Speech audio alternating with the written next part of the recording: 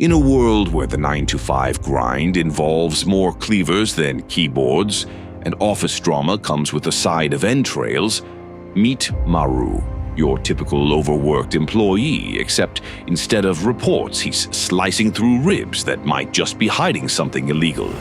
His boss, Junho, is a smiling psychopath with an axe.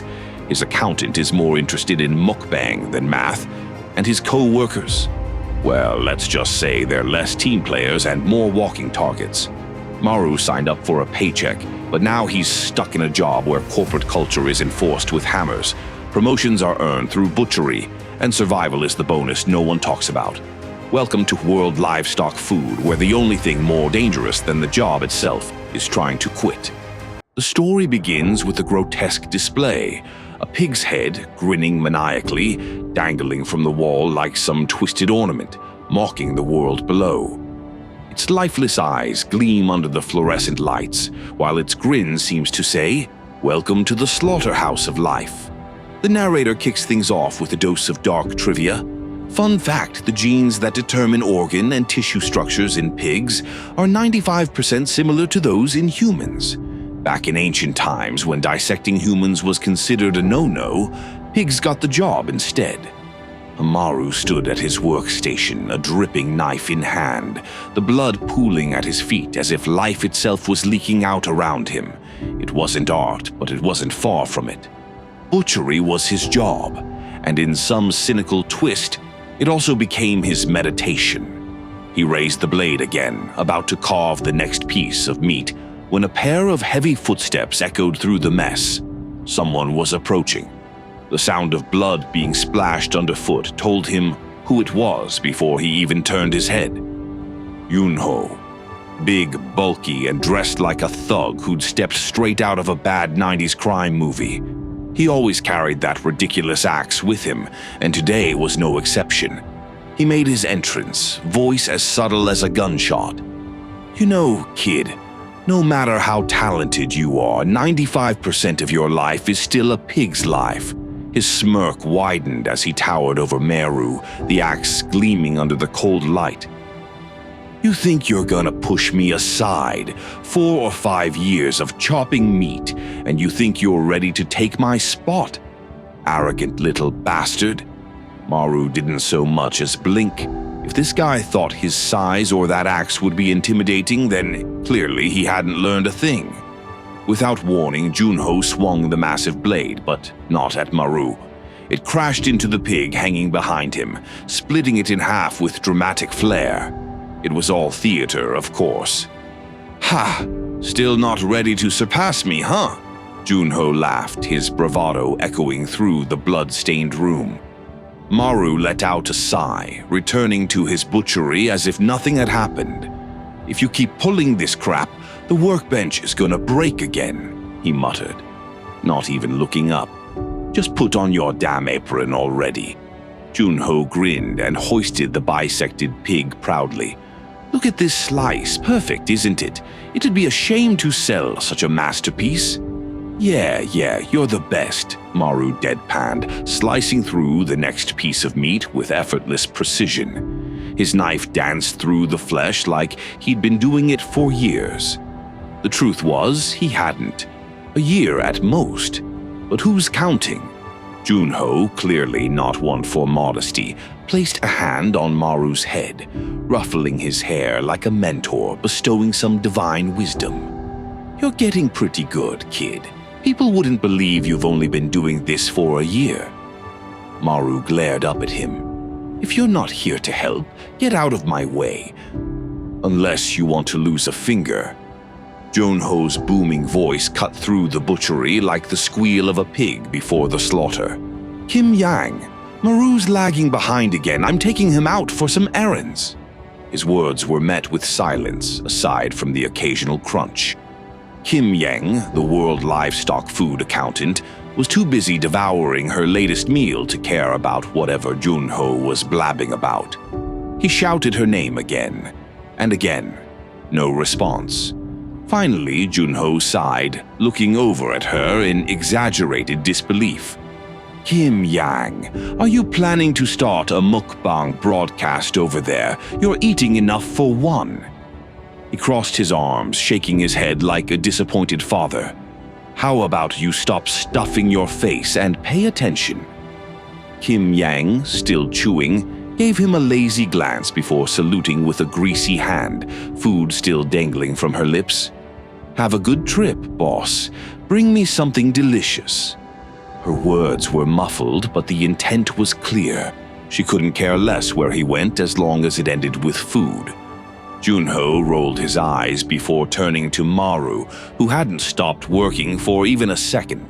With a dramatic flourish, he threw his arm around Maru's neck, pulling him in like they were long-lost brothers. "Ah, my dear Maru," Junho cooed, his voice dripping with fake affection.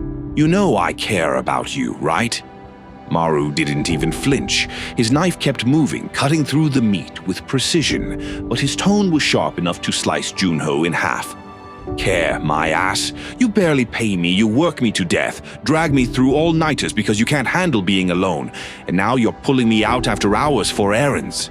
He glanced sideways, his eyes cold. "Don't pretend you're doing me any favors." Junho chuckled, the kind of laugh that said, "I know you hate this, but I'm gonna keep doing it anyway." "It's all because I love you, Maru. Can't you feel it?" "I don't need it," Maru shot back. "Keep your love to yourself." Undeterred, Junho leaned in closer, his voice dropping into that weird, mock-seductive tone he seemed to think was charming. "Do you remember your first day on the job? When I handed you that pig and told you to cut it open? Most people would hesitate, but not you. You didn't even blink." The scene shifts to the steamy, humid atmosphere of a bathhouse. "Maru, my boy," Junho said, voice echoing through the steam. "I know you were born to be a butcher." Maru, standing a few feet away, arms crossed and visibly annoyed, shot him a murderous glare. "Butcher or not, you dragged me out of work hours for this," he growled. "And now you expect me to scrub your back." Junho, as casually as one could while butt naked in a bathhouse, shrugged. "Why not? Nobody's gonna care. And besides, I remember you used to beat the crap out of all the other kids during lunch breaks. Use that strength to scrub the dirt off, eh?" Maru's eyes narrowed. "You gonna pay me by the hour for it?" Junho raised an eyebrow as if Maru had just suggested something absurd. "Of course not. I'm not paying you for that." "Then there's no way in hell I'm doing it," Maru shot back, his voice dripping with frustration. He might have been a butcher, but even he had his limits when it came to manual labor, and scrubbing Junho's sweaty back wasn't on the list. Junho, in true Junho fashion, ignored Maru's disgust and leaned back against the bathhouse tiles, a smug grin on his face. "I know what you need, Maru. Money." He paused, watching for a reaction. "I've got a job for you. It won't solve all your problems, but it'll get you out of that half-basement room you're living in." Maru's interest peaked, but he wasn't ready to let Junho off easy. "And what exactly is this job?" Before Junho could answer, the sound of a child's voice echoed through the bathhouse. "Dad, there's an axe taking a bath over there." The kid pointed toward the far end, where Junho's massive, iconic weapon was propped up against the wall, casually enjoying the heat like it had a life of its own. The father quickly pulled his kid back, shaking his head. "Stay away, or you'll be in big trouble." Maru stifled a laugh, shaking his head at the absurdity of it all. He looked back at Junho. "Fine, I'll do it. But what's this job?" Junho's grin widened, his face lighting up as if he'd been waiting for this moment. "Remember when you studied abroad in Japan?" Maru blinked. "Yeah, why?" Junho's eyes sparkled with a kind of mischievous delight that could only mean trouble. "Perfect," he said, his voice filled with self-satisfaction. "You're going to Japan. Right away." And so Maru found himself on a plane to Japan, staring blankly out the window, wondering how his life had spiraled into this mess. When he arrived, the first thing that hit him, aside from the jet lag, was the sight of his new workplace. An urban livestock farm in the middle of a city? If that didn't scream shady, nothing did. It looked more like a meat-packing factory disguised as a warehouse with its cold metal exterior and grimy windows. Perfect. He had barely set foot inside when the realization sunk in. This was worse than anything Junho had thrown at him before. For 6 grueling months, Maru hadn't had a single day off, not even one. It was a sick joke. If I worked this hard in Korea, he thought bitterly, I'd be earning the same. So why the hell am I breaking my back here? I could be doing this misery at home. But that wasn't even the worst part. The workplace itself was a circus of contradictions. They claimed they were short-staffed, yet Maru seemed to be the only one doing any actual work. Meanwhile, a Yakuza-looking guy sat nearby, chain-smoking like a chimney, and staring at him with the dead eyes of a man who had seen too much, or was too lazy to care. Maru couldn't hold his irritation any longer. One day, in his best Japanese, he snapped at the guy, "You shouldn't be smoking here." The man just exhaled a cloud of smoke, completely unfazed. Under his breath, Maru muttered in Korean, "Bald-headed bastard."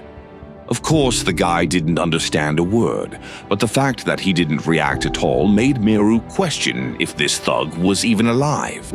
Still, something about this place didn't sit right. The ribs. Oh, the damn ribs. They kept asking him to separate the ribs from the other parts, and they insisted that the cuts had to be perfect. But here's where it got really weird. The other parts were discarded, tossed aside like trash. Why? No one explained, and Maru didn't ask because he knew better than to stir up trouble in a place like this. But the ribs themselves, they felt wrong. Heavier than usual, like something was packed inside them. One day, when he inspected them closely, he noticed a thin, almost invisible line running along the ribs, as if they had been cut once before and then reattached. And then there was the powder. White, grainy powder that seeped out like sand from a broken hourglass. Maru wasn't a detective, but even he could tell something was off. Am I working for some underground cartel without knowing it? He wondered, but quickly shook the thought. Better not to ask questions, not in a place where guys with Yakuza tattoos casually watched you butcher meat all day. Still, it gnawed at him. Each day he cut those ribs, the weight of the place pressed on his mind like a cleaver poised to strike. He kept his head down, focused on the job, thinking, just get through this, just survive until you leave.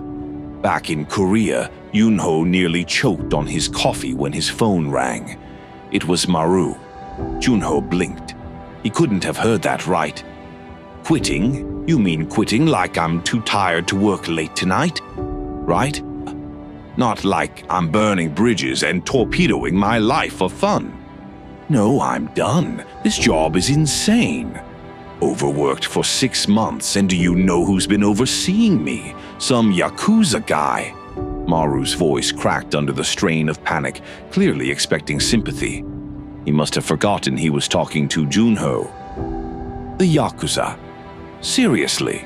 Junho spat, more amused than alarmed. Cry me a river, punk. You've worked 6 months. Big deal. What, you just noticed the job was weird now? What were you doing for the first 5 months, knitting scarves? Junho's voice sharpened like a slap in the face. You've been doing overtime like a champ, and now you want to grow a conscience. Maru's voice came back, hesitant but stubborn. I'm telling you, something's wrong with this place.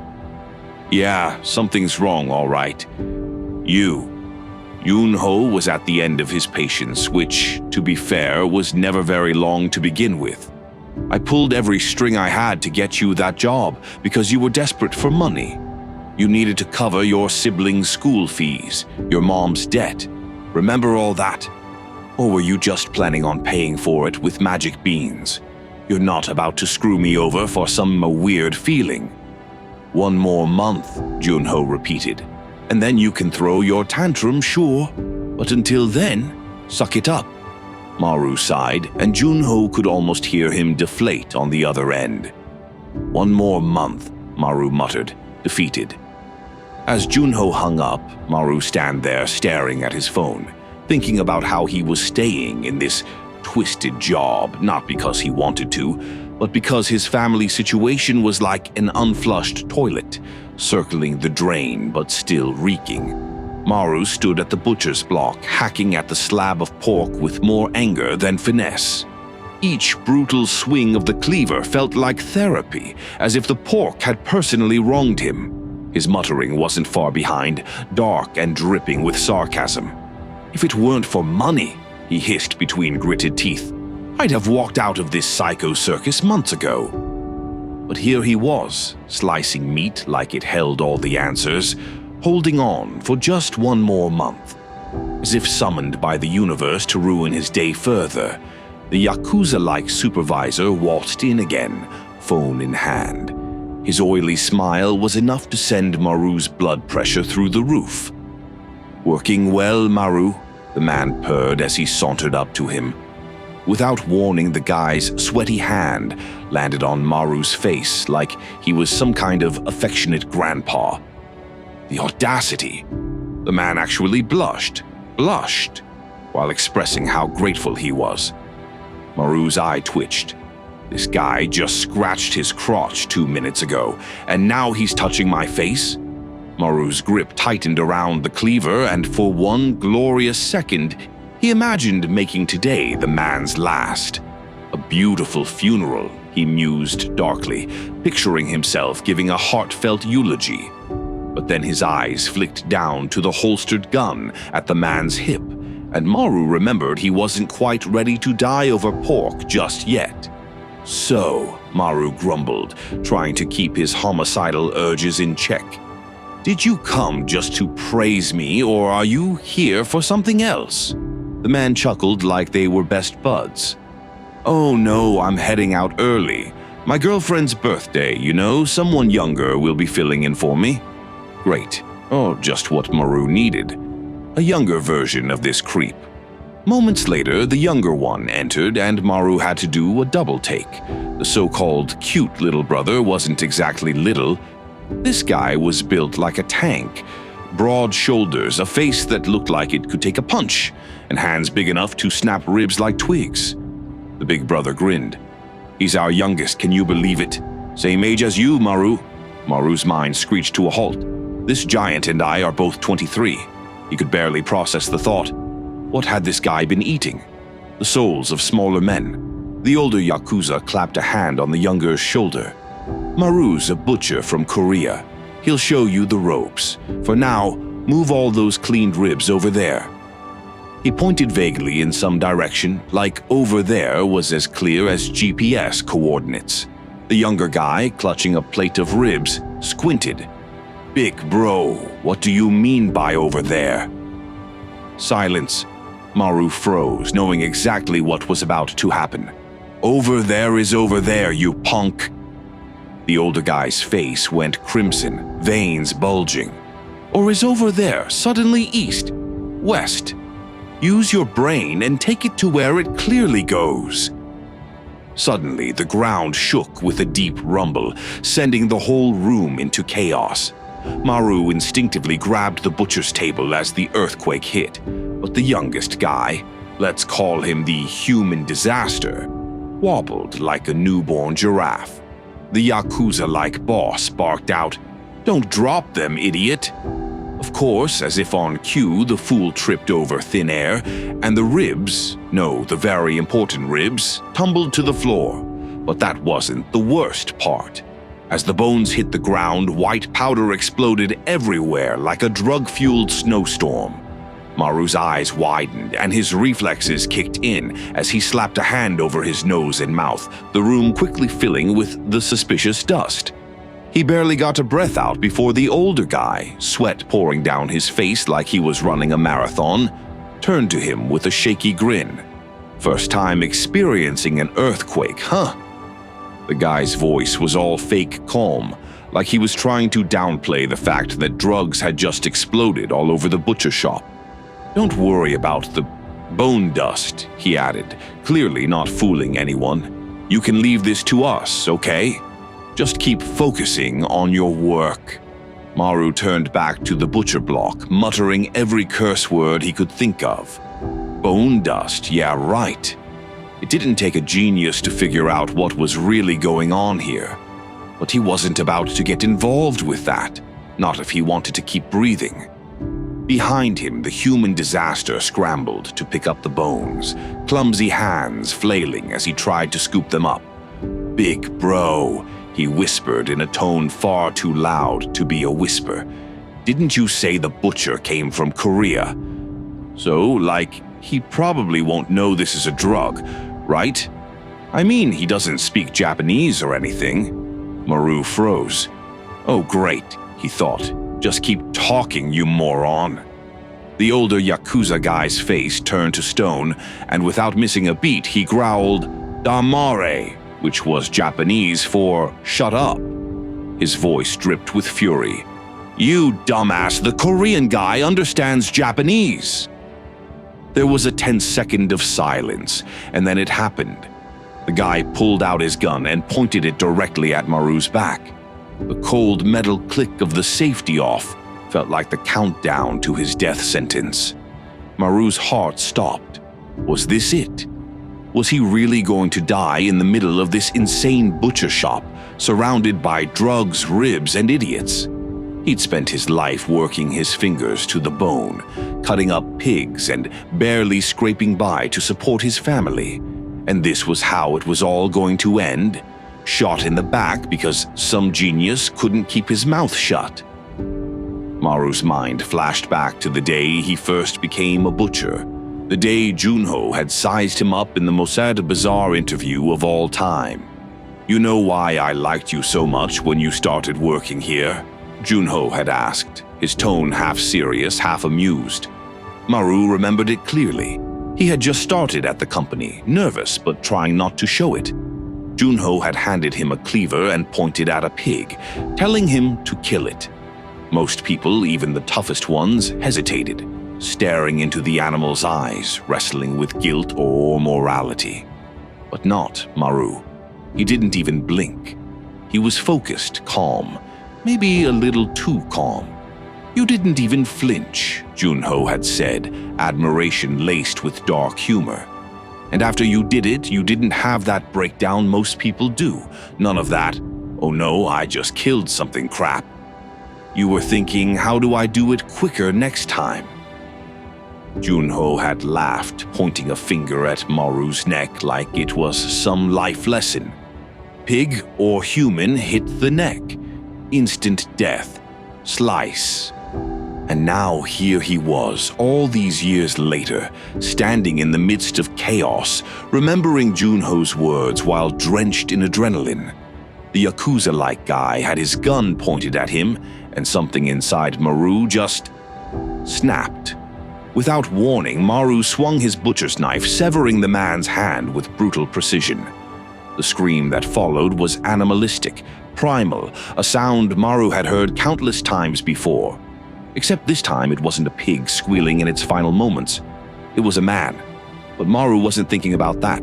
His body was moving on autopilot, his mind blank except for that one familiar, haunting thought. The neck, always the neck.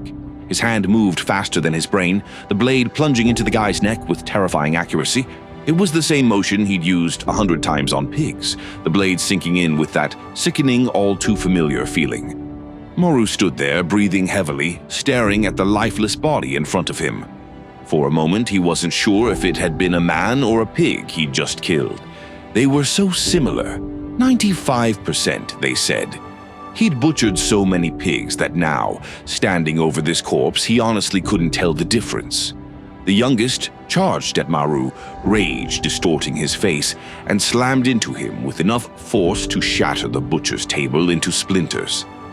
Before Maru could even catch his breath, a fist met his jaw with the force of a freight train, blood flying from his mouth as he staggered back. The guy didn't stop there. Oh no. Another punch, then another, like he was trying to beat Maru into the floor. "How dare you kill our boss?" the guy roared, each punch more vicious than the last. "Do you know how nice he was? He was going to propose to his girlfriend today."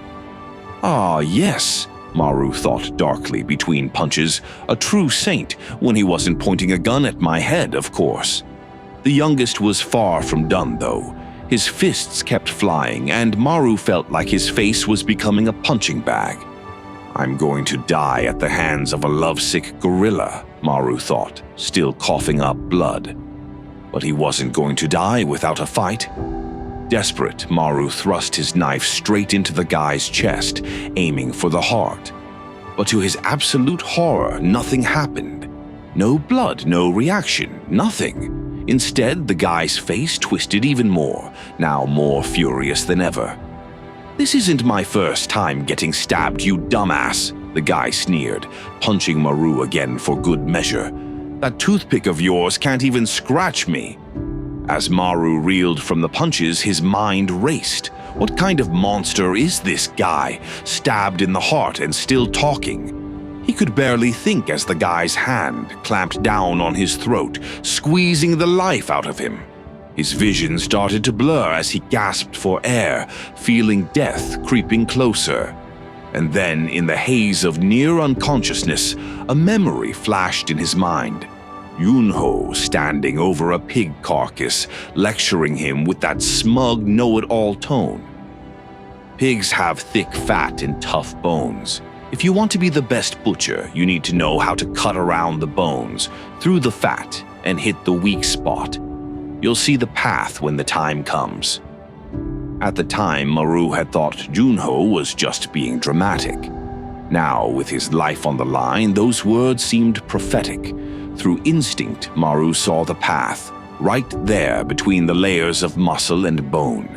He tightened his grip on the knife and with everything he had left, twisted it. Hard. The blade sliced through the guy's chest with terrifying precision, blood erupting from the wound like a broken dam, drenching Maru's face in a torrent of crimson. The guy's eyes went wide in shock, finally realizing that this wasn't just another cheap shot. Maru had found the mark. As blood gushed down in a grotesque shower, Maru's mind spun with one final sarcastic thought. Junho was right. Born to be a butcher. The giant of a man collapsed, his weight nearly pulling Maru down with him. Covered in blood and barely standing, Maru gritted his teeth and shoved the guy's massive body away, forcing it to the ground. He was heavier than any pig Maru had ever butchered, but in the end it didn't matter. Suddenly, the adrenaline left Maru's body as if a switch had flipped, and the reality of what he'd just done hit him like a truck. Without warning, he doubled over and started vomiting, the stench of blood and death mixing with bile in his throat. Gasping for breath, he tried to convince himself through the haze of nausea. It was self-defense.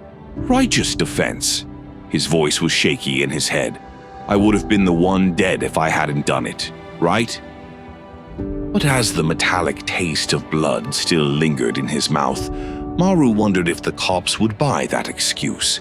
He knew better. The cops wouldn't care that it was self-defense, especially when the story involved a foreigner like him butchering Yakuza in a room full of drugs and ribs.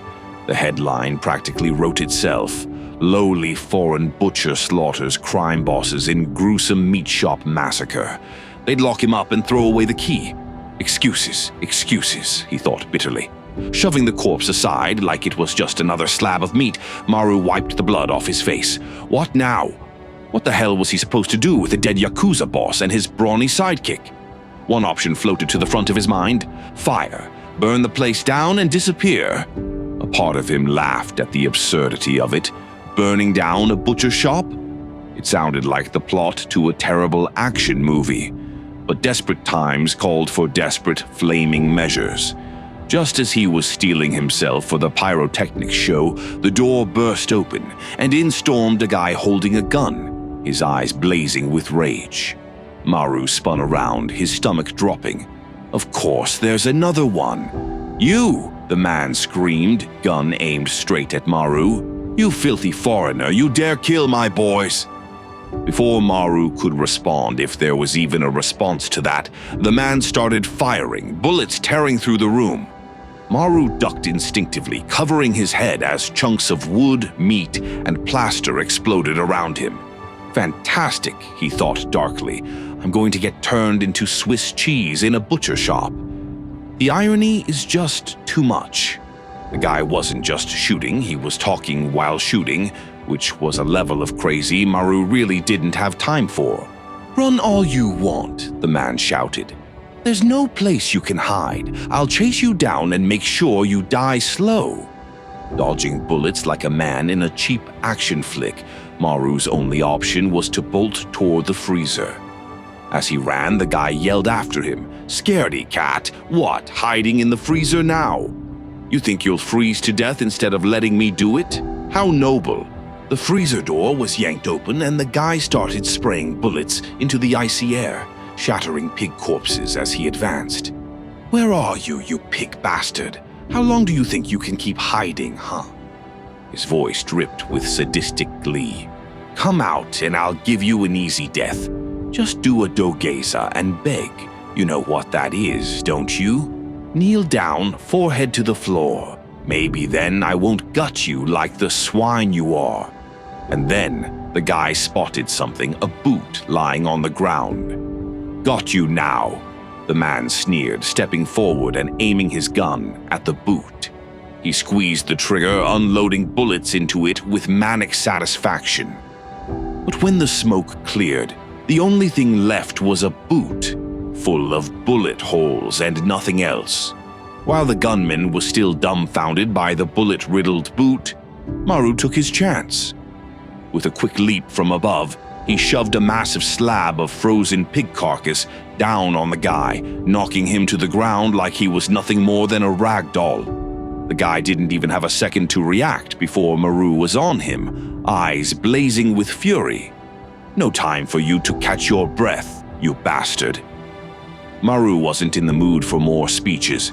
In one swift motion, he plunged his knife into the man's chest, cutting off whatever dramatic monologue the guy had planned next.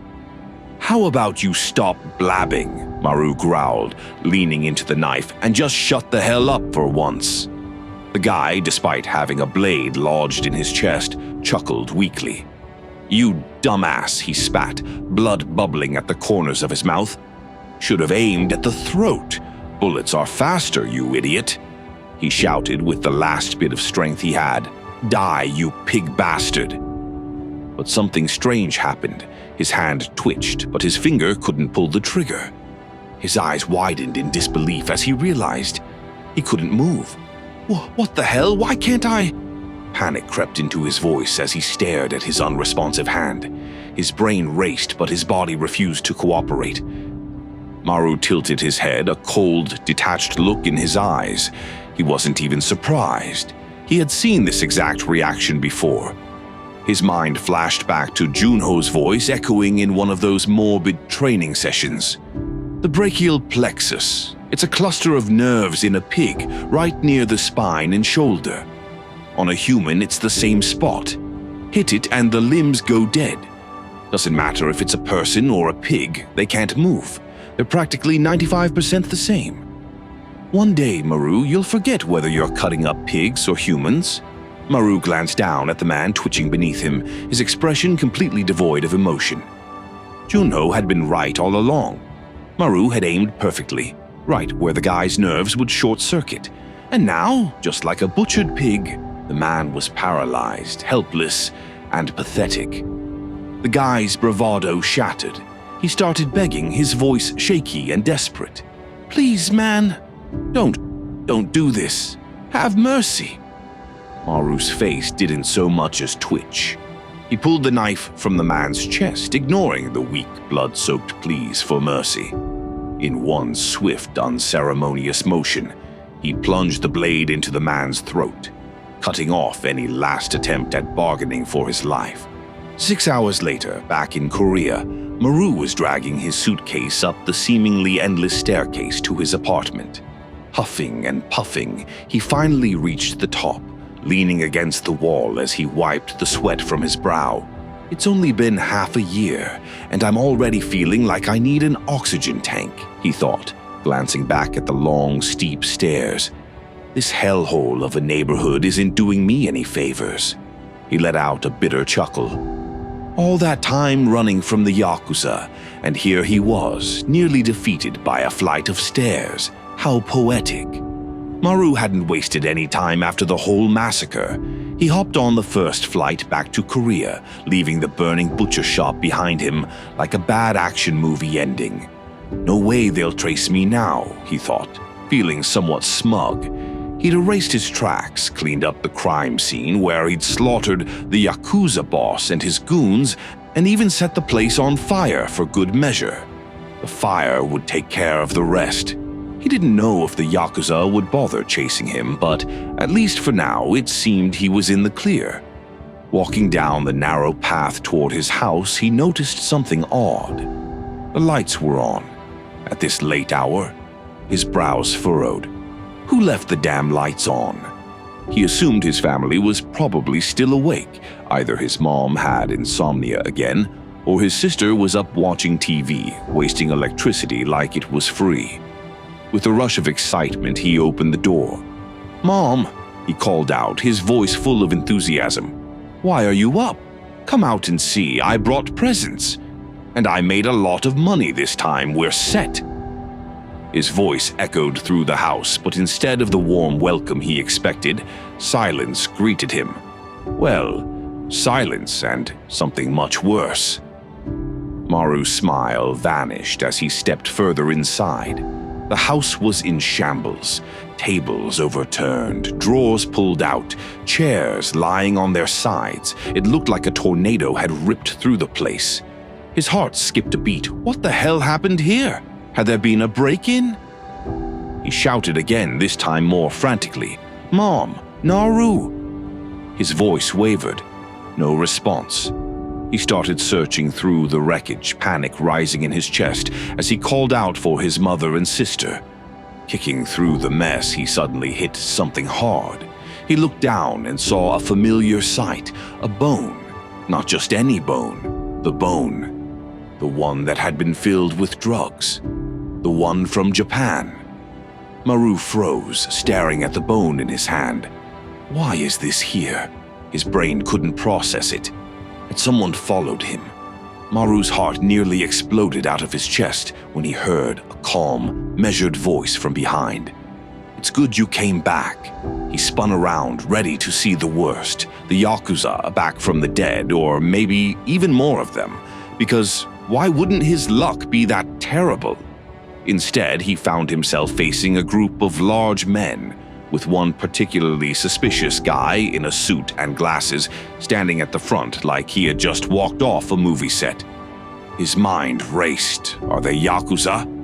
How the hell did they track me down so fast? Did they take my mom and sister? The man in glasses coolly reached into his pocket, the movement almost too casual for Maru's liking. "We've been looking for you," the man said, his tone unnervingly polite. "But it seems you saved us some trouble by coming home." Panic flooded Maru's veins. Did they chase me all the way to Korea? Just to kill me? He took an aggressive stance, mentally calculating how many of these guys he could take down before they shot him, or worse. He was no stranger to blood, but being on the receiving end of it, that is not exactly the plan for today. But instead of a gun, the man pulled out a badge. Wait, what? "I'm Detective Han Taisik from the Narcotics and Organized Crimes Investigation Department." Maru blinked. Cops! He couldn't believe it. His mind, which had been preparing for a bloody brawl, now scrambled to understand how he ended up facing law enforcement instead of the Yakuza. The cops, not the Yakuza, he muttered under his breath, half convinced this was some elaborate joke. Detective Han nodded, the faintest hint of amusement in his expression. "That's all right. We'd like you to come with us. There's a lot we need to talk about." His voice was calm, almost as if he was inviting Maru to a casual brunch and not to a likely interrogation. Maru's head spun. Are they here because of what happened in Japan? Did they know about the whole butcher shop incident? The fire, the bodies. This was not how he imagined his triumphant return home. He was ready to scream, but instead, he swallowed the rising panic and said, "If you want my cooperation, is it really necessary to barge into my house? Did I do something unlawful?"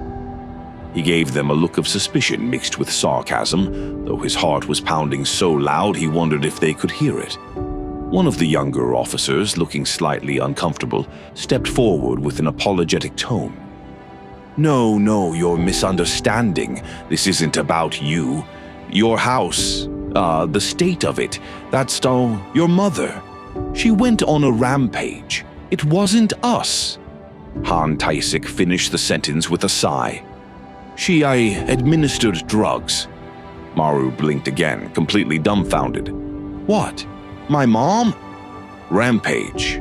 He stared at them in disbelief, the pieces not quite fitting together. Maru recounted his mother's downward spiral with a mix of bitter nostalgia and disbelief. Sure, she wasn't what anyone would call mature. Even after their family hit rock bottom, she somehow found ways to burn through cash like it was going out of style. A new bag here, some jewelry there, like their finances weren't in ruins. But despite all that, he had always loved her immature smile, that carefree, almost delusional grin that made it seem like everything was still okay. Now, that smile felt like a punch to the gut, knowing she had taken drugs. Now, here she was, lying in a hospital bed, her body shaking violently from a drug overdose.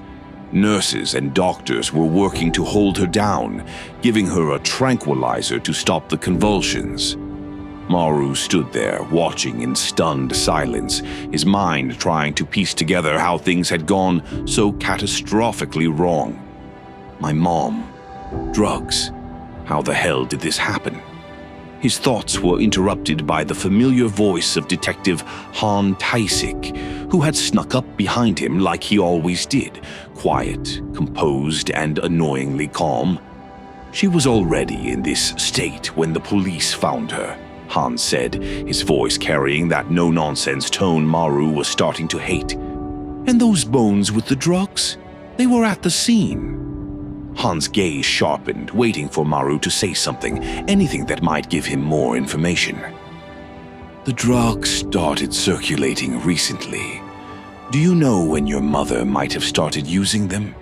Maru's heart sank. The bones, the same bones he'd seen earlier. The ones he thought were long gone with the butcher shop. How the hell did they end up here? He could hardly believe what was happening. But there they were, staring him in the face. And now his mom was in the hospital because of them. But what could he say? He shook his head, forcing the words out. I don't know anything about the drugs. Han Taisik studied him for a moment, his eyes unreadable, before pulling out his card and handing it to Maru. If you remember anything, he said quietly, you know how to reach me. Then, just as quickly as he had appeared, he left the room, his underling trailing behind him like a lost puppy. Meanwhile, in the underground parking lot, Detective Han Taisik sat in his car, cigarette in hand, exhaling a cloud of smoke. Officer Lee, his unfortunate partner, was sitting beside him, coughing and blinking back tears as the car filled with a choking haze. Can you please open the window, sir? Lee gasped, his voice tinged with desperation. If you want me to keep quiet, cough, at least crack the window.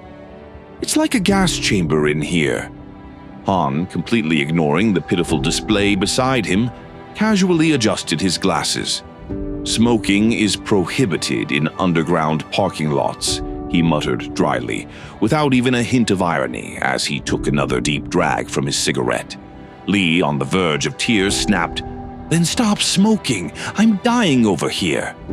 Without missing a beat, Han calmly responded, It's my car. Why should I go outside? He flicked the cigarette ash into the overflowing ashtray, now a graveyard of spent cigarettes. Besides, I'm thinking. He glanced over at Lee, completely unaffected by his partner's suffering. You should start researching that guy, Maru. Hours later, Maru's mother had finally calmed down. Maru stood there, numb, piecing together the chaos swirling around him. Nothing made sense. He'd been gone for 6 months, burned everything at the scene, left no trace.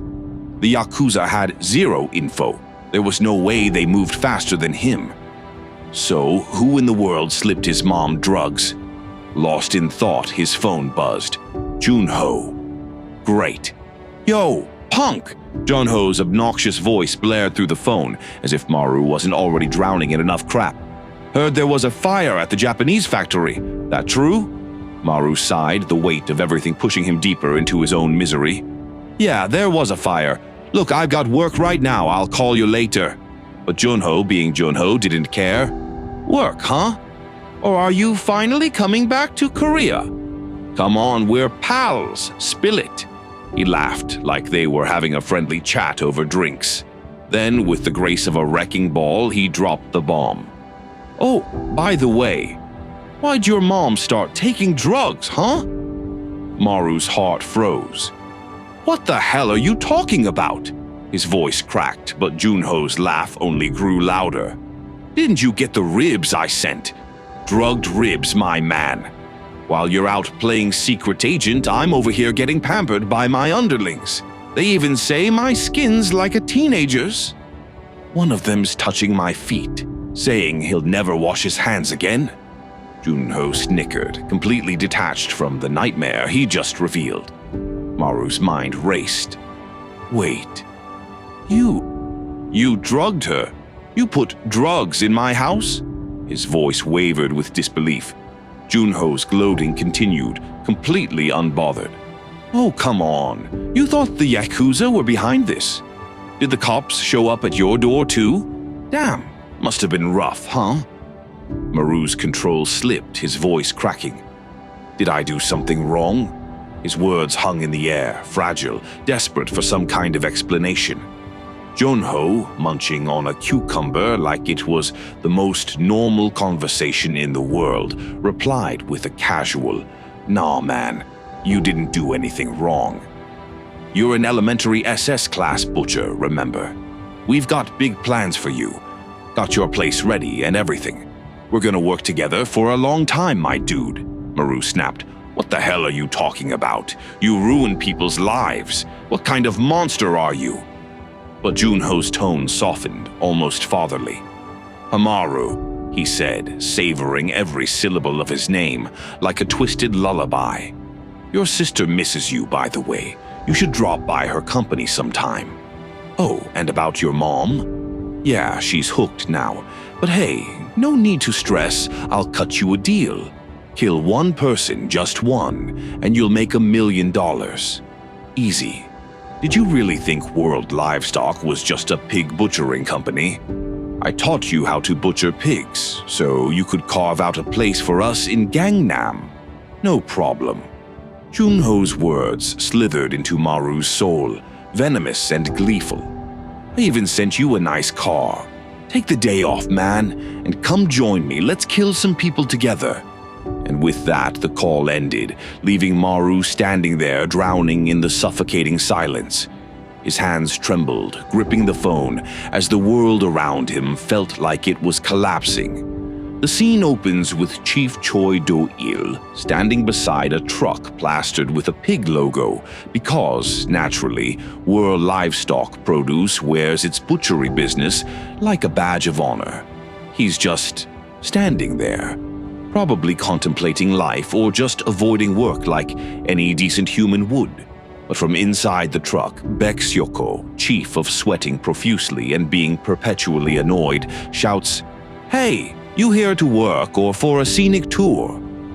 The sarcasm is thick enough to cut with a knife.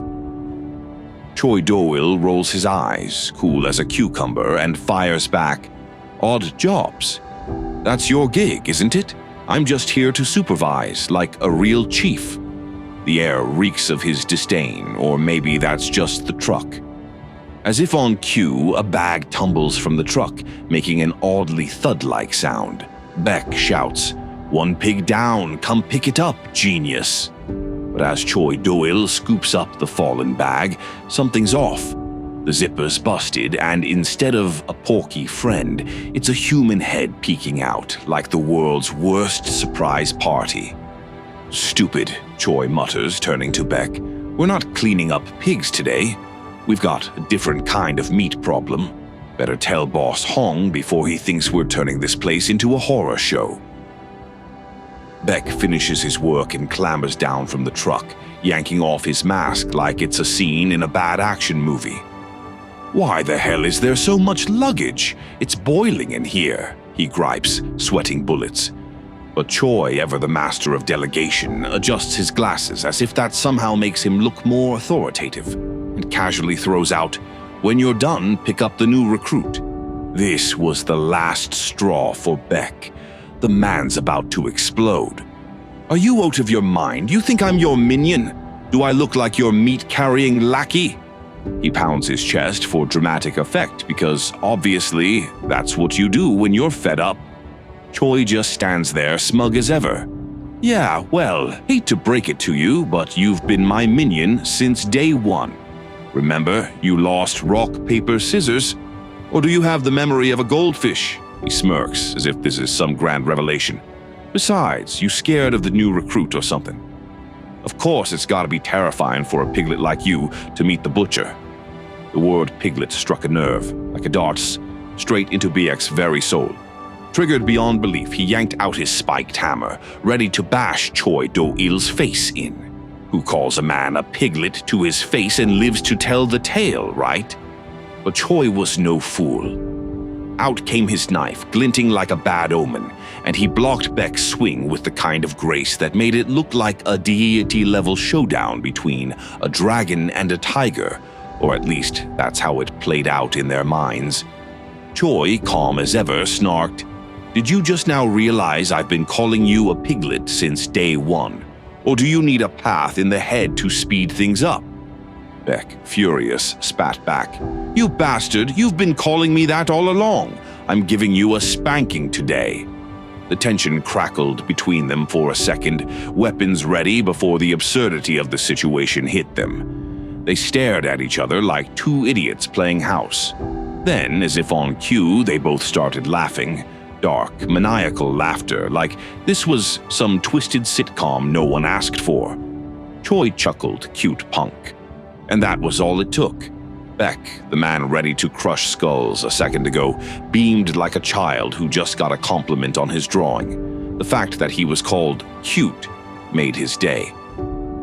Choi, walking away like he didn't just defuse a murder attempt, told him, "I'll be back soon, so watch the truck. And don't let that cute comment inflate your tiny brain, or you'll end up crashing into something." Fast forward to nightfall. Beck was passed out in the truck, snoring like a bear in hibernation, when a noise jolted him awake. He groggily checked the car, finding nothing but a stray cat. "Ah, here for the meat, huh? Too bad, little buddy. No scraps for you tonight." He played with the cat for a moment before remembering. Where the hell was Choi? That guy had been out forever. Maybe he was having a wild company dinner with the new recruit. Beck laughed at the thought. Classic Choi. But something was off. The door to the building was wide open, and knowing Choi, he would have closed it if he wasn't having the time of his life. Curious, Beck swaggered in, hands stuffed casually in his pockets, like he was on some leisurely stroll. As he moved through the mess inside, a body on the ground caught his eye. He gave it a lazy kick, thinking it was the new recruit. "Oi, where's Choi? You two having a party without me?" But when he bent down for a closer look, his smirk froze. The body on the floor wasn't the recruit. It was Chief Choi Do-il, blood gushing from his mouth, dead as the pork in their truck. For a moment, Beck just stared, a twisted mixture of anger and excitement bubbling up inside him. Then, like a madman, he let out a laugh. "Well, I'll be damned, I've never seen a more clueless brat." His voice echoed through the empty room, half gloating, half unhinged. With a crazed grin, Beck pulled out his spiked hammer again, swinging it with ease like he was born for this moment. "Come on, newbie, drop that knife because your seniors are here to say hello, unless you want me to smash you to bits on this bloody floor." His laughter filled the room as if this whole deadly scenario was nothing more than another sick joke in a butcher's life. The so-called senior looked at him with a grin that could only be described as, deranged. "Well, look what we have here. Another millennial brat thinking he's hot stuff," Beck sneered, hammer casually slung over his shoulder like it was a toy. "You kids these days no respect for your seniors. What, didn't mommy and daddy teach you any manners?" His voice dripped with sarcasm, his smile widening with every word. Maru, of course, wasn't in the mood for Beck's verbal diarrhea. Without so much as a word, he charged, knife gleaming under the dim lights. Beck's grin never faltered. In fact, it grew like he'd been waiting for this moment all night. "Oh, look at you, all fired up. Do you even know what they call a strong cow?" Beck laughed as their weapons clashed, his hammer smashing into Maru's knife with a sickening bang. "It's called soseji," he yelled, the wordplay in Korean hanging in the air like a twisted joke. And then, with a single swing, Beck's hammer did what it was known for. It shattered Maru's knife like it was made of glass. Maru staggered back, staring in disbelief at the broken pieces of his weapon. Beck's voice cut through his shock, dripping with mockery. "Hey, rookie, get your head straight. What's the first rule of battle? Don't get distracted. Or maybe you missed that memo." Meanwhile, across town, preparations were underway in a room that looked like it was being decorated for a birthday party. Or maybe a funeral. You could never tell with these psychos. A couple of guys from World Livestock Produce were busy hanging up streamers and cracking open beers. "Can you believe they sent Chief Beck to pick up the new recruit?"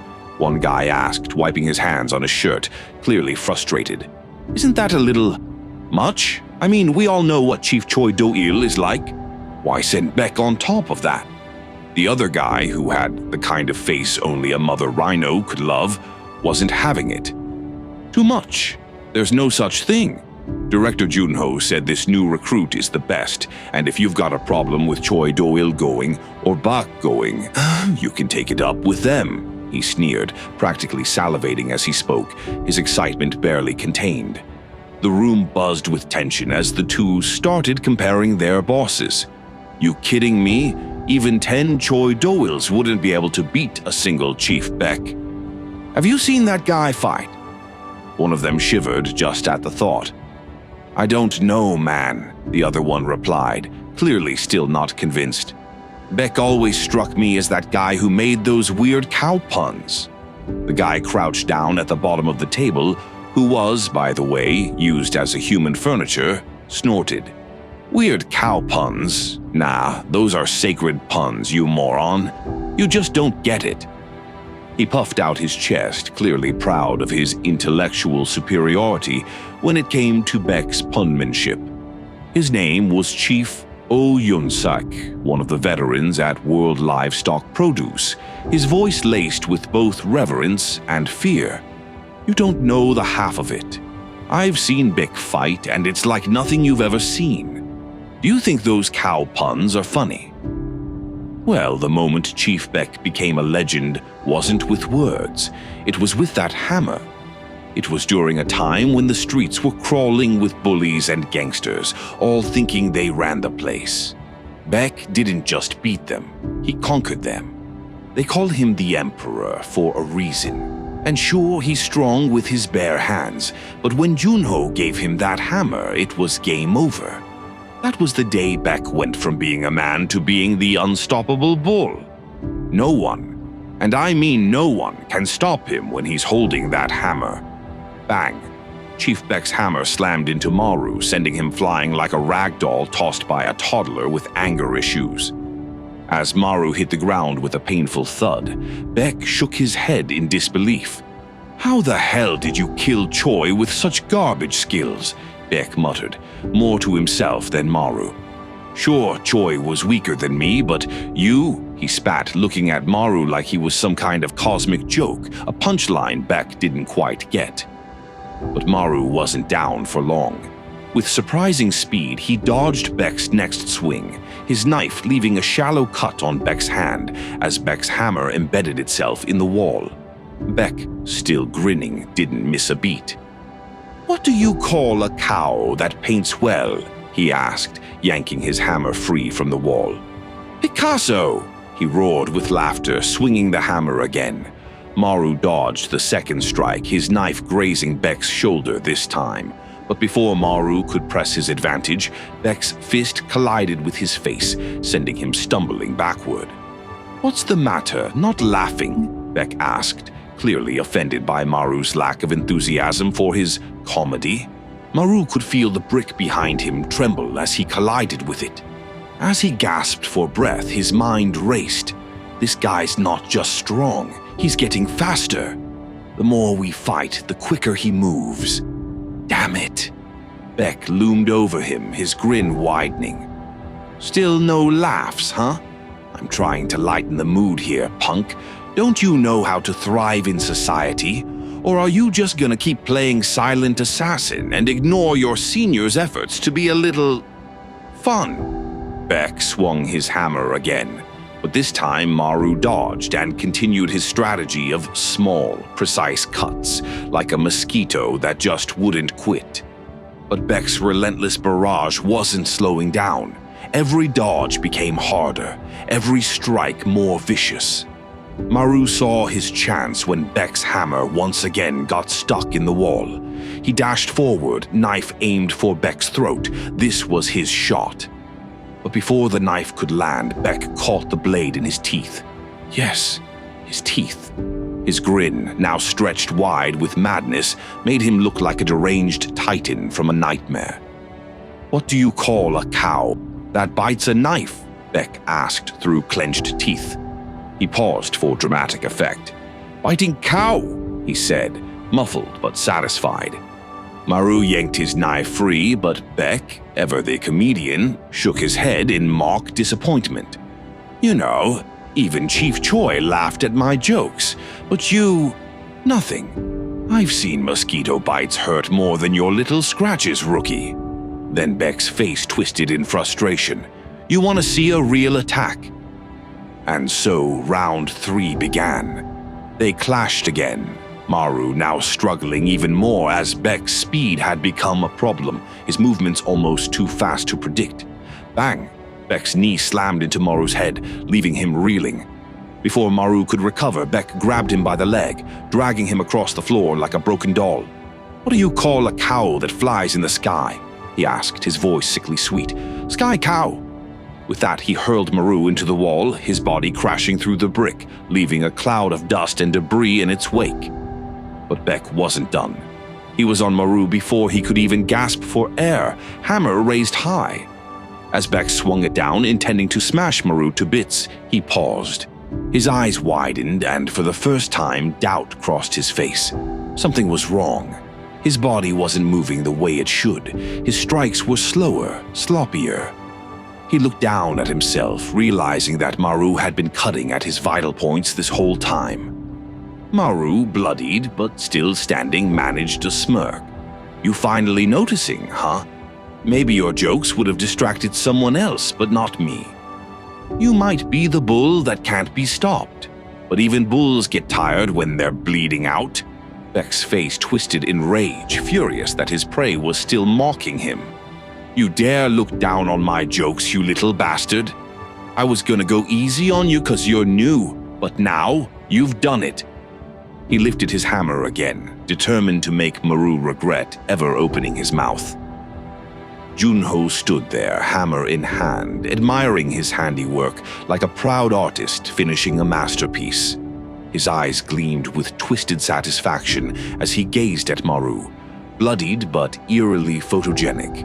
He mused that Maru might even have a future as a celebrity if this whole butcher thing didn't pan out.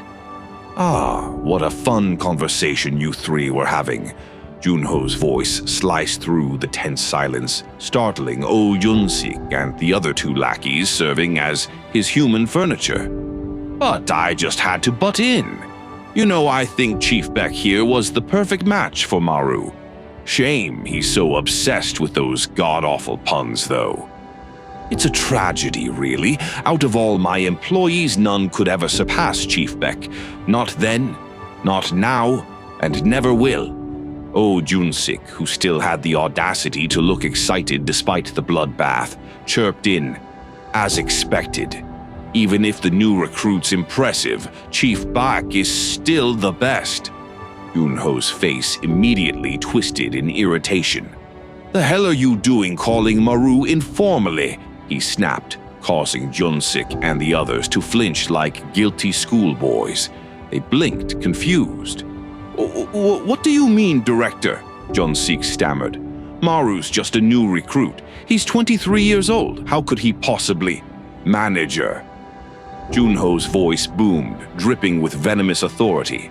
You will call him Manager Maru. Add the damn honorifics.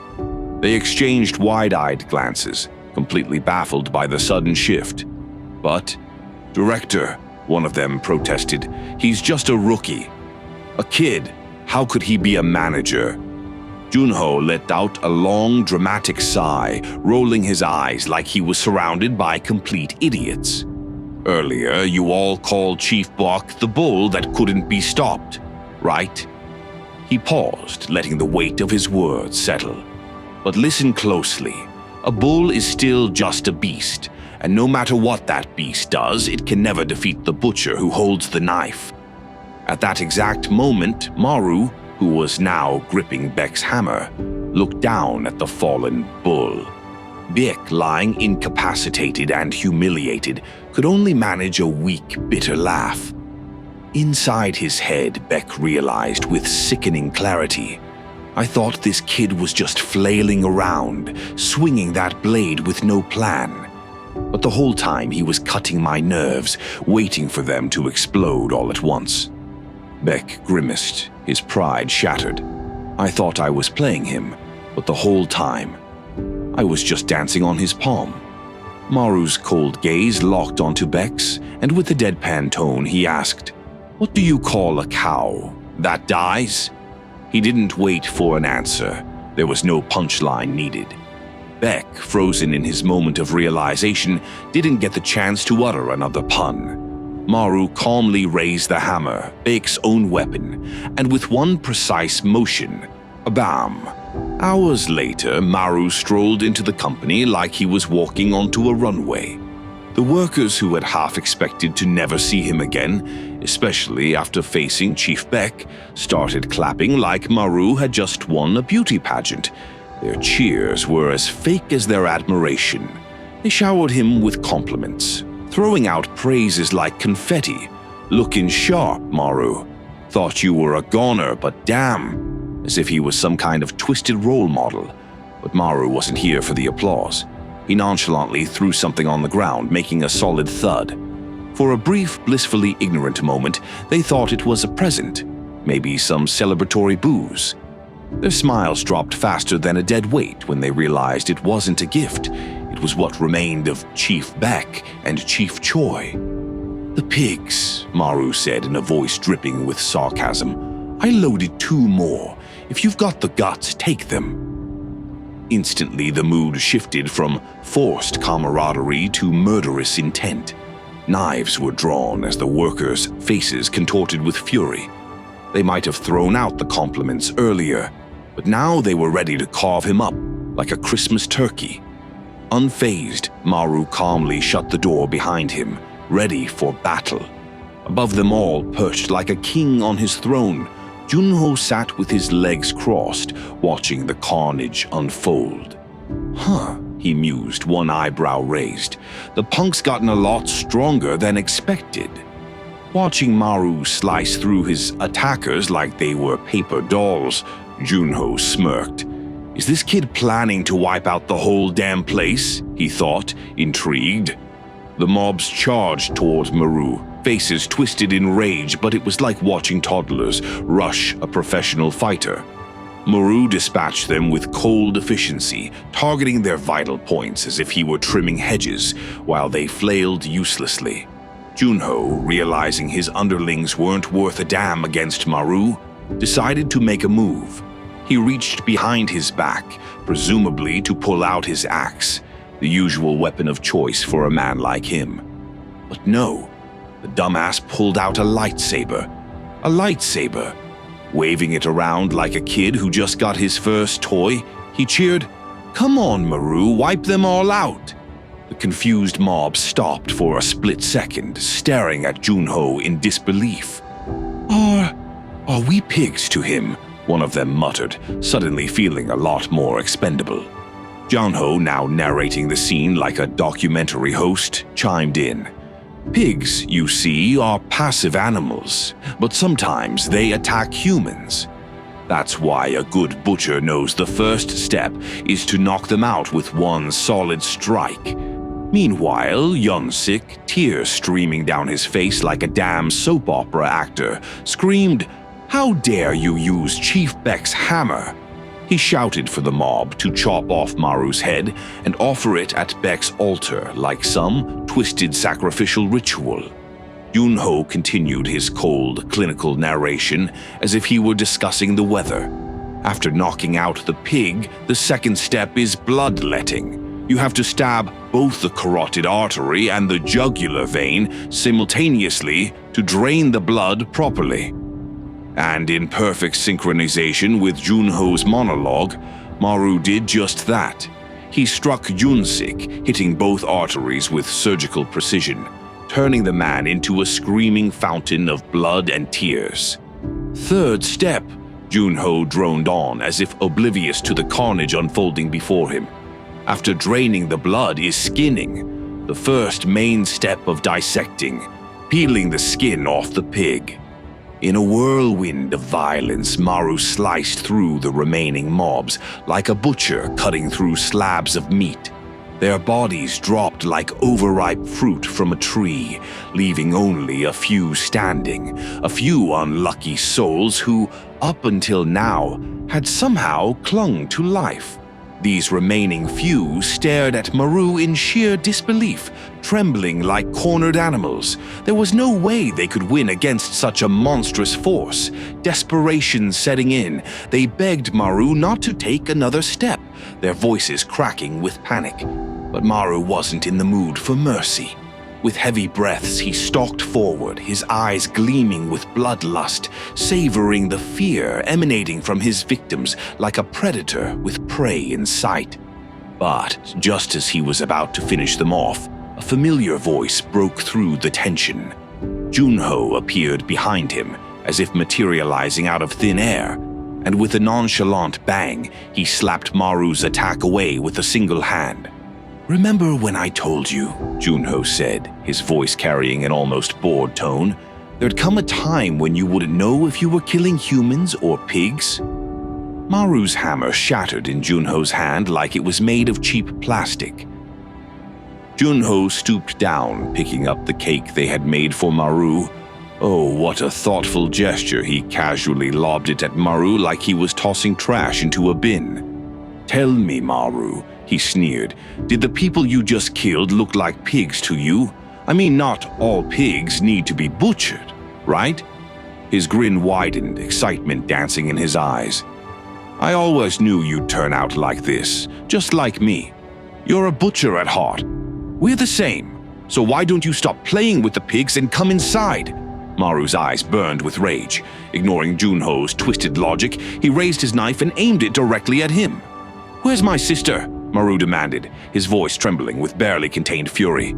As Maru held the knife toward Junho, someone else stepped into the room, their foot landing directly on the ruined cake. Maru turned to see a girl, Kim Yang, crouching down, her expression one of exaggerated heartbreak. She gingerly picked up the crushed cake, holding the broken pieces in her hands like they were sacred artifacts. Tears welled up in her eyes, and she let out a wail of pure sorrow. How could someone be so cruel?" she sobbed, her voice filled with melodramatic anguish. Then, in an act that was both disturbing and ridiculous, she licked the cake off her fingers, as if tasting some bittersweet memory. Slowly, she stood up, her expression shifting from grief to anger as she scanned the room. "Who," she growled, "destroyed this cake?" Before Maru could even process the absurdity, Jun-sik, who had somehow crawled back to life, tried to speak. "It was Smash!" Junho silenced him by caving in his skull once again, turning toward Kim Yang with a perfectly straight face. "It was Maru," he said, his tone as smooth as ever. The rest of the surviving mob, who moments ago were begging for their lives, suddenly joined in like a twisted choir, each one pointing at Maru. "Yeah, it was Maru," they shouted in unison, their voices filled with false conviction. "He destroyed the cake!" Maru stood there dumbfounded, his knife still in hand. What the hell is going on? One moment he's fighting for his life, the next he's being framed for ruining some half-baked cake. Before Maru could wrap his head around the absolute madness unfolding, Kim Yang's bullet whizzed past his ear, grazing him just enough to send his heart into overdrive. His reflexes kicked in as he dove for cover, his mind racing. Great, now I'm up against a lunatic with a gun. He quickly assessed his options.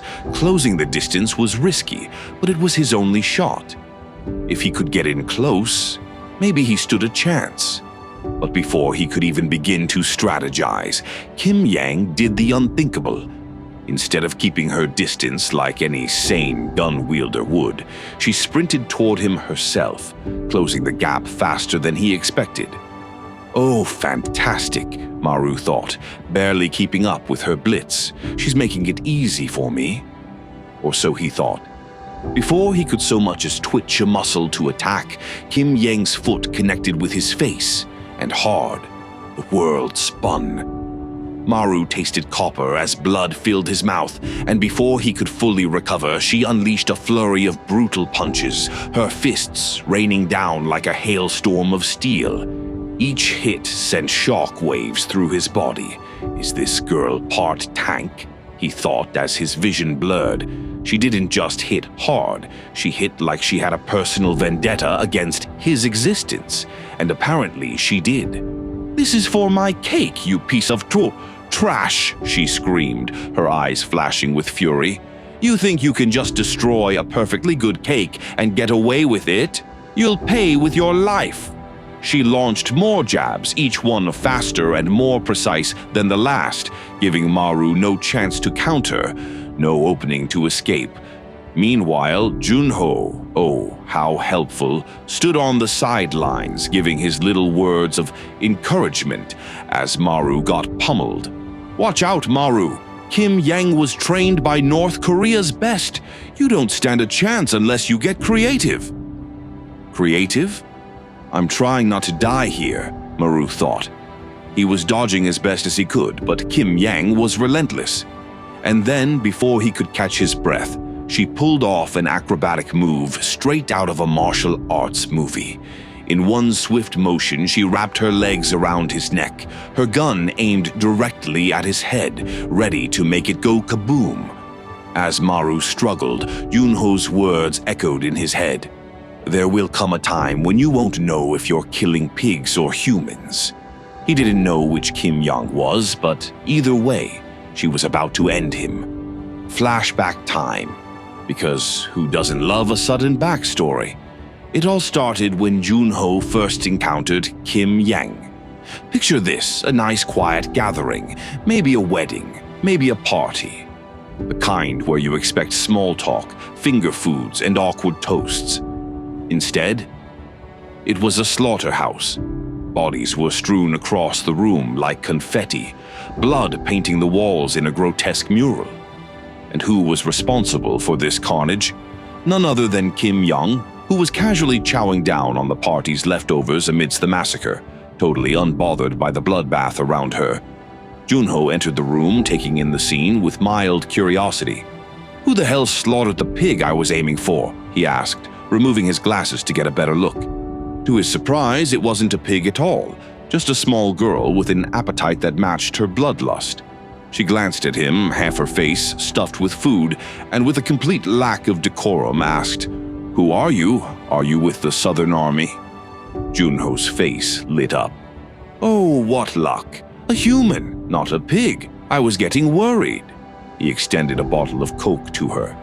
Take your time with the food. It's not poisoned, I promise. Kim Yang, clearly unfazed by the carnage or potential poison, grabbed the bottle and chugged it without a second thought. Junho, settling into a nearby chair, pulled out his phone and showed her a mukbang video. You know, you could make a killing streaming this. Just eat on camera and you'll get paid. Her eyes widened as the concept of mukbang hit her like a revelation from the heavens. The idea of being paid to eat. It was as if all her dreams had come true. You mean I can eat more food and get money for it? But as soon as the capitalist ideal settled in, her revolutionary spirit sparked to life. I would never be swayed by your American greed, she declared with righteous fury. Then, almost immediately after, Junho sweetened the deal. I'll give you breakfast, lunch, dinner, late-night snacks, all you can eat. And just like that, she was on her knees, swearing undying loyalty. I'll serve you faithfully, master. Just, please, more snacks. Junho sat comfortably, flipping through his newspaper, a faint smile on his face as he skimmed through an article about a strange explosion in Gay Song.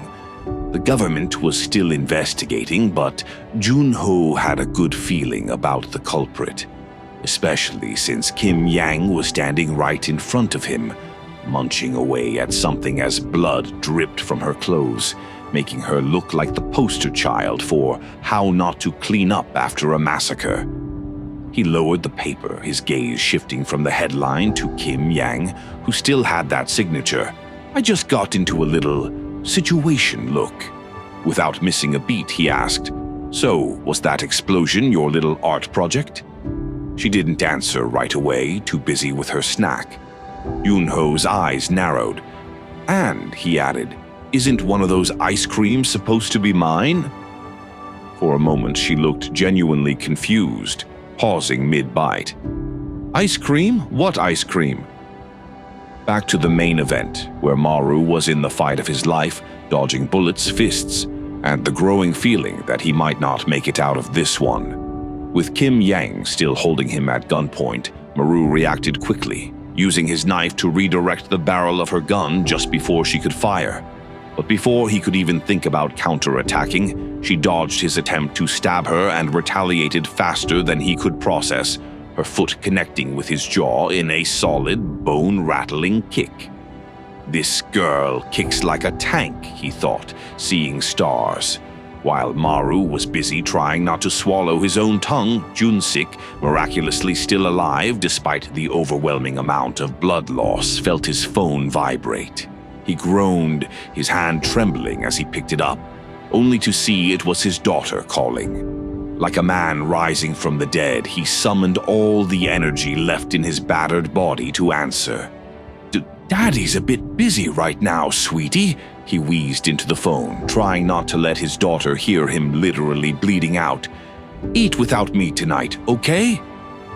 But then his daughter hit him with news that shot more adrenaline through his veins than any amount of coffee ever could. Don't worry, Daddy. Mom and I already ate. We had eel for dinner. Junsik's eyes widened. He blinked. Eel? He croaked, suddenly sitting up straight like a man resurrected by the sheer power of Korean stamina food.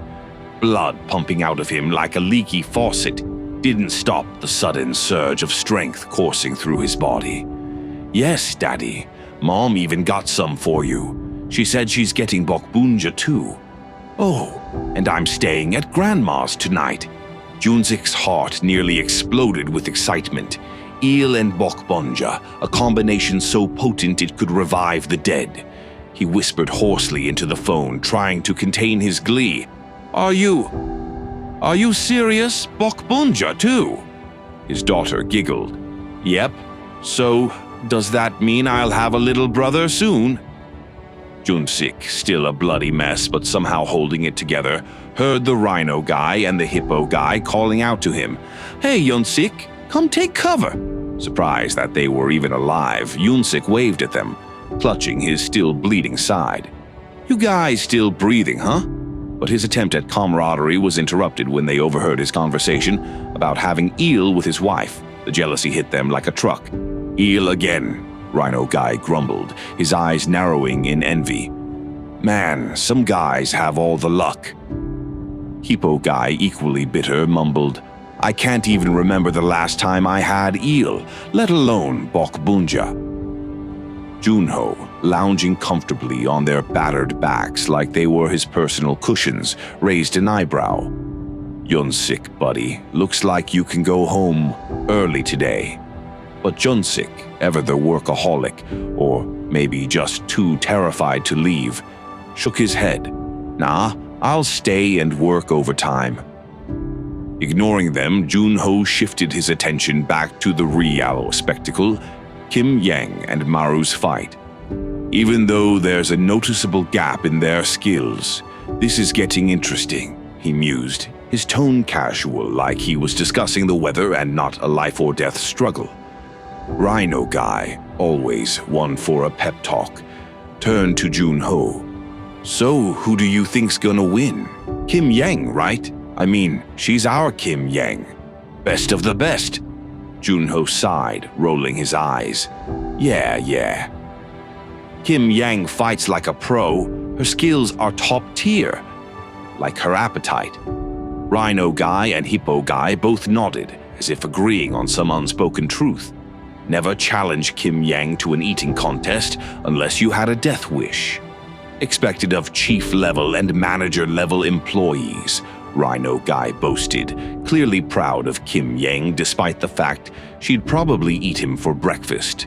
But Junho, always a fan of the underdog, smirked. "You know, while Kim Yang's perfect on paper, Maru was never just some pig." He leaned in, lowering his voice like he was sharing a juicy secret. "Even when that punk didn't know anything, I knew there was something about him. I taught him a little here and there, bits and pieces of the art of dissecting."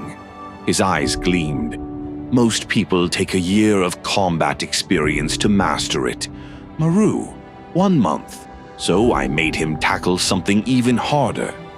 Took your average chief-level employee about an hour to knock down a cow. Maru, less than 5 minutes." Rhino Guy's jaw dropped. 5 minutes? What is he, a freak? Junho grinned, pleased with himself. "That's when I knew I found the butcher I'd been searching for. The perfect butcher." Then, turning to Junsik, he asked with a smug grin, "You know what a butcher is, right?" Junsik, still clutching his wound, managed to croak. "The word butcher uses the characters for white and man. White can also mean nothing. So the original meaning is a man with nothing." Junho, thrilled by the answer, clapped his hands. "Bravo! See, this is why you're the only employee with a doctorate. Always count on Junsik to bring some class to the slaughterhouse." Meanwhile, back in the battle, Kim Yang had regained her weapon, and the second round began. Maru was catching on fast, too fast. Kim Yang, mid-fight, realized with horror that the bastard was copying her moves. Junho, providing his usual running commentary, whispered with a wicked smile, "It won't be easy for Maru to beat Kim Yang, but look at him. He's learning, evolving with every blow." He paused for effect. "The real question is, can she finish him off before he surpasses her?" The spectators were on the edge of their seats. Well, as much as they could be while lying half dead on the floor. Junho, clearly getting a thrill from the rising tension, suddenly stood up, surprising everyone. Without a word, he charged at full speed, slamming his axe into the ground between Kim Yang and Maru with an ear-splitting crack. The shockwave sent both of them flying back, and for a moment the entire room was still. With a wide, almost maniacal grin, Junho looked at Maru and shouted, Forget this little scuffle, I'll show you something far more interesting." Everyone froze, eyes wide with disbelief. The rhino and hippo guys glanced at each other thinking, "Oh great, here comes the madness." Junho twirled his axe and pointed it at Maru, the grin never leaving his face. "Come at me, Maru. Let's see if you've really got what it takes." Maru's teeth ground together as he spat out, "Master, are you kidding me right now?" The disbelief in his voice was barely contained. But before he could process the absurdity of his situation, Kim Young, ever the volatile force of chaos, whipped out her knife and pointed it directly at Junho. "You put that little scoundrel in such a high position. I swear I'll cut that bastard's hands off," she screamed, seething with rage. Junho, ever the master of not giving a damn, simply grinned. He pulled out a gleaming VVIP card like a magician, revealing his final trick. "There's a Michelin 3-star buffet only for VVIPs at the Shinro Hotel, and it's ending in an hour," he announced, the smirk widening across his face as he flicked the card like a frisbee. "Go, let's see how much meat you can stuff your face with." And just like a dog chasing after a toy, Kim Yang bolted for it, her earlier bloodlust evaporating as she shouted, "I've got no problems." The absurdity of the scene was almost too much. Here was a woman ready to dismember someone, now running full speed for a buffet, like her life depended on it. Irony, thy name is Kim Yang. As she dashed out the door, Junho threw a casual glance at Maru, who was visibly bristling. "Our little Maru, did you wait long?" Junho's devilish grin was as calm and unnerving as ever. But Maru wasn't here to exchange pleasantries. He was here for blood. Without a second thought, he lunged at Junho, knife gleaming, yelling, "Where is she? Where's my sister?" Junho, as nonchalant as a cat batting away a fly, effortlessly blocked Maru's attack with a massive axe. Maru's eyes widened in shock, his knife utterly useless against the monstrous weapon. Junho didn't even break a sweat as he pushed Maru away like he weighed nothing. "You're just curious about your sister, right?" Junho asked, almost bored. As Maru was thrown back, his mind whirled. What the hell is this strength? Before he could gather his thoughts, Junho swung his giant axe. "Come at me with everything you've got, Maru," he taunted, his grin never fading. In that split second, Maru thought he had been cleaved in two, the pain and terror overwhelming him. But when he looked down, there wasn't a single scratch. It had all been an illusion. Junho stood before him, axe poised, watching Maru with a grin that promised far worse to come. "Let your guard down, and you might actually die next time." Maru was frozen, his mind racing. Boss Junho. Just how strong is he? Flashback time. Maru's voice echoed in his mind, heavy with old wounds. "On a random day when I was 21, I became the head of my family. Because my father died. In order to make a living for them, I found out about this place." The words oozed resentment. "The work was hard, but it wasn't bad. There was someone who loved me as if I was his son. At least, that's what I thought. But why?" The memory slammed back into the present like a fist to the gut. Maru's eyes, brimming with tears, burst into full-blown fury, his voice cracking as he screamed, "Why?" He charged at Junho, knife raised, a wild swing fueled by anger and betrayal. "Why did you do this to me? Tell me." Junho's grin was as calm as ever, casually sidestepping the attack like Maru was some toddler throwing a tantrum.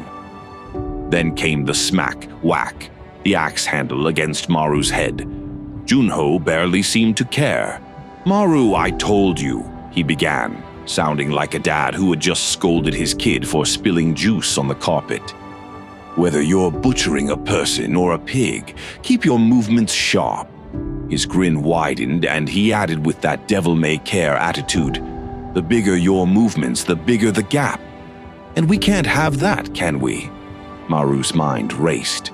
"The gap, of course." He lunged again, faster this time, sharper, But to his utter shock, Junho didn't even need his axe. He flicked Maru on the forehead like he was some pesky insect, and Maru flew back, sprawling on the ground.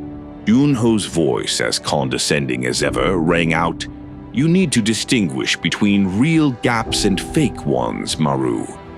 "I can't win by exploiting the gaps," Maru thought bitterly, replaying the crushing blows in his mind. "But what else can I do?" He thought back to back, the cow-punching bastard and his slow, methodical approach. Should I slice him down little by little? Or maybe, like Choi, the bespectacled psycho, finish him in one strike? Then Kim Yang crossed his mind. No, that'll just get me wrecked. He needed a new strategy, something Junho wouldn't expect. Before he could formulate anything, Junho leaned in, his giant grin inches from Maru's face, and with the most obnoxious tone asked, "Oh, looks like our little Maru is thinking a lot?" Maru's brain screamed, "This smug bastard." Maru took several quick steps back, desperately trying to put some distance between himself and the terrifyingly casual Junho. With that ever-present grin, Junho asked, "Do you think you have time to think during a fight?" His voice was as calm as if he were asking about dinner plans, not teaching someone the art of battle.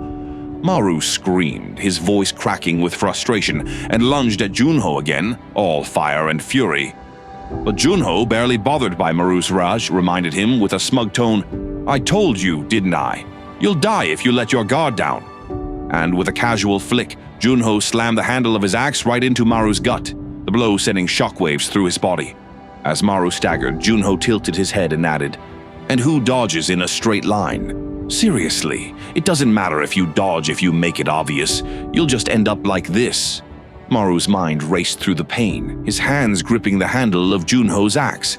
"How do I get rid of this thing first?" he thought, his muscles burning with the effort.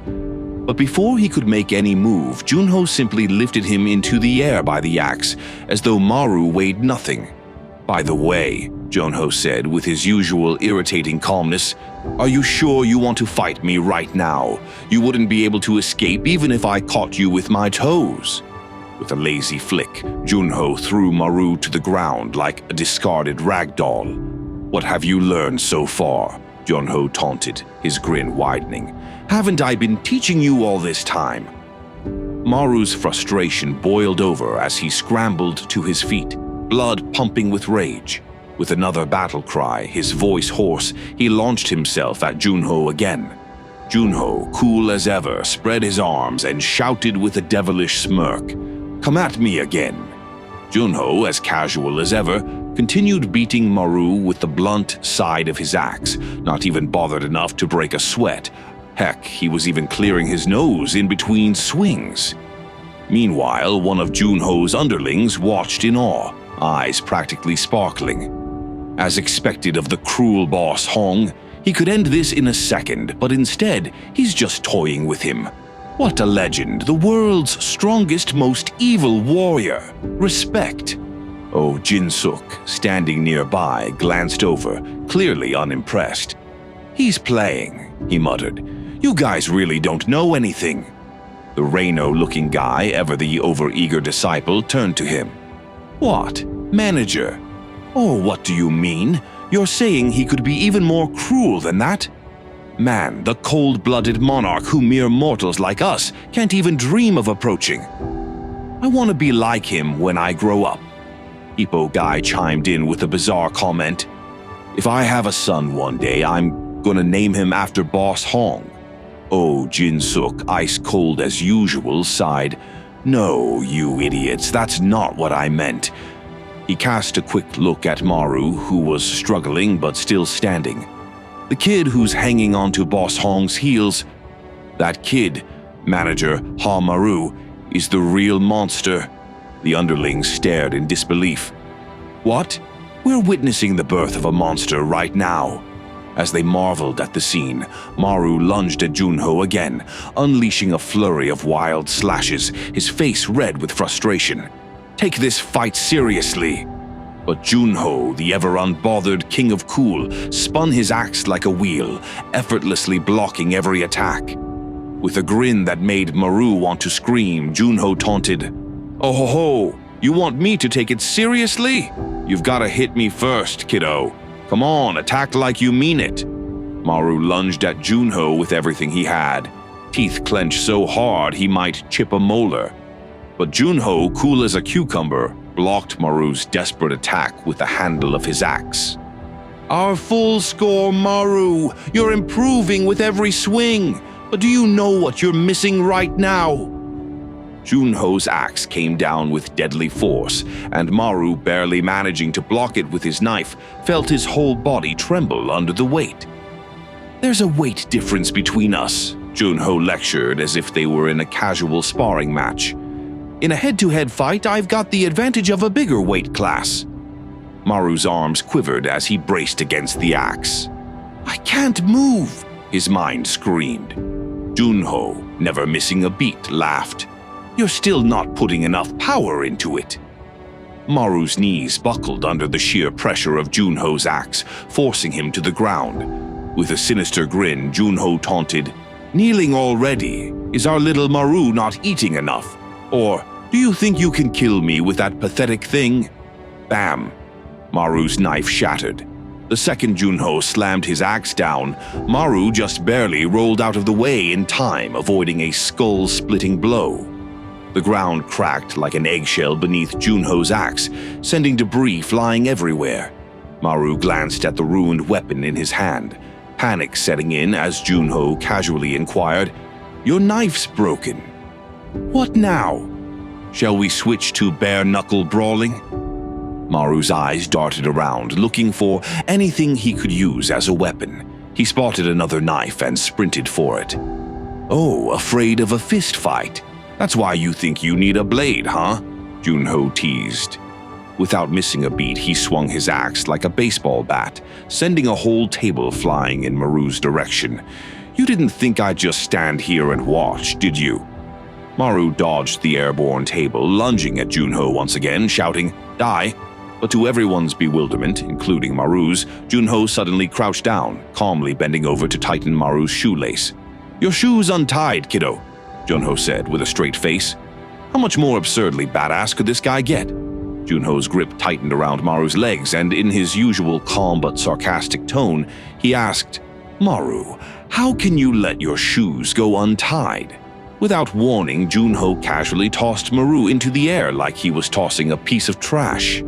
"You've got to take care of stuff like this."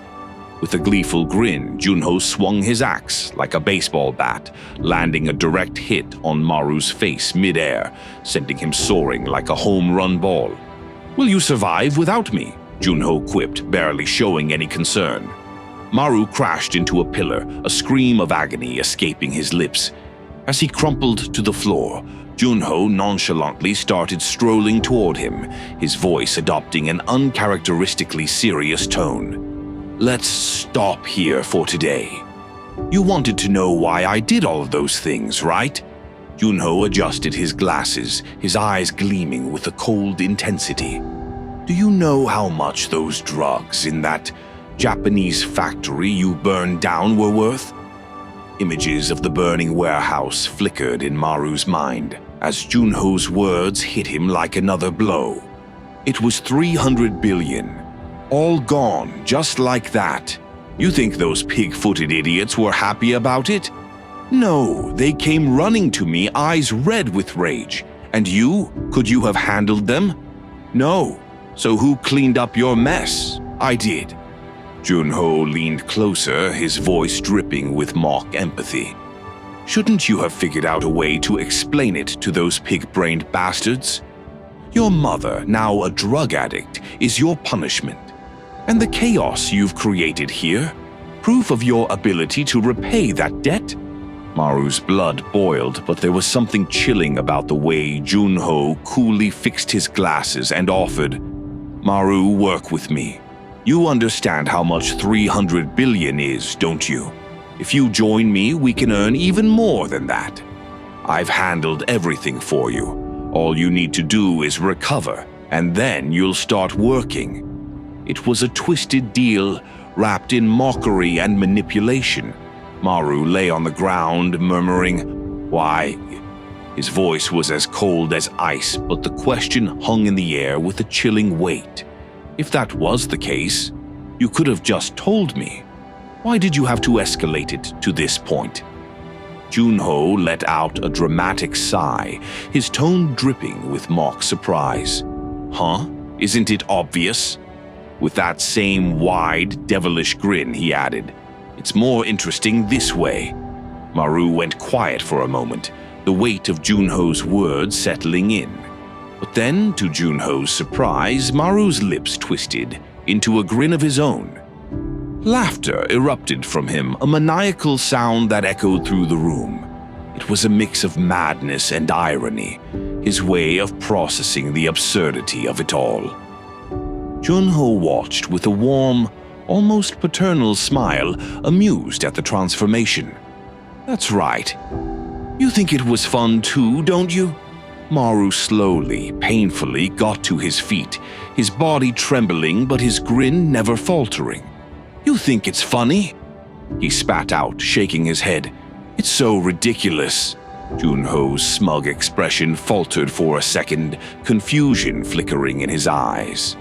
I saw you as my teacher, Maru continued, his voice dark and venomous. My father. My benefactor. But you put your hands on my family just to make things interesting? He let out a bitter laugh. I can't believe I thought of you as human. No, you're not even a person, Boss Hong. No, Pig Hong. The air went cold as Maru's eyes locked onto Junho's, a deadly calm overtaking him as he declared, I will slaughter you. Junho clenched his fists, his playful demeanor evaporating. Our little Maru, did you just call me a pig? His face flushed with rage and he began tearing off his shirt, revealing the raw fury underneath. Come slaughter me if you want to, he roared, his muscles flexing as if ready for the final showdown. And that's it for today. Don't forget to hit that like button and subscribe for more. See you in the next adventure.